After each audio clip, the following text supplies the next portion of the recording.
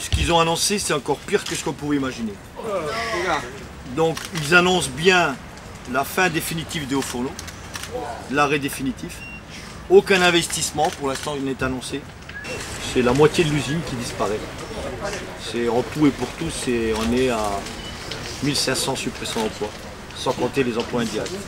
C'est du gâchis. C'est un meurtre.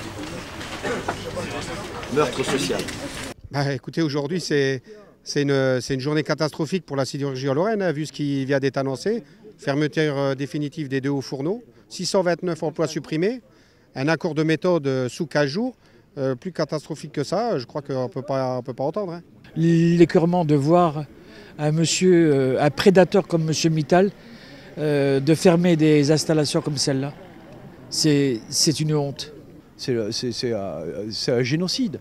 C'est un génocide d'une vallée, d'une région. Il va mettre des familles à la rue, il y aura même des suicides.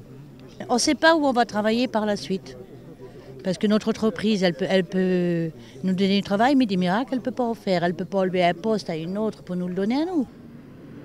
Donc ça fait quand même déjà 14 mois qu'on sait que ce qui allait arriver, que la fermeture du show, qu'on a gardé, bon, le show, on garde quand même le train à chaud. Ça aussi, qu'on ferme tout le show, c'est pas tout le show non plus. Mais bon, vivre qu'avec le train à chaud, ravitaillé par Dunkerque, parce que ça va durer encore 5-10 ans, quoi. C'était prévu depuis des années, depuis très très longtemps. Et quand à l'époque, ça craignait qu'il ferme en 2012, et après les gens disent ça y est, c'est reparti, et tout ça, moi j'ai dit c'est pas reparti.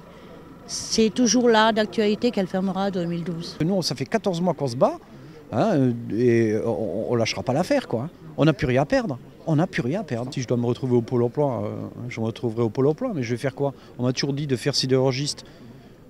Je sais faire que sidérurgiste. C'est pas de ma faute, on m'a toujours dit t'as du boulot jusqu'à la retraite, et même tes enfants et tes petits-enfants. Toute la filière à chaud va disparaître, c'est la décision qui a été prise. Eh bien, on fera en sorte encore de continuer à se battre parce qu'on est des hommes debout. Le gouvernement, on commence à se poser des questions, quoi.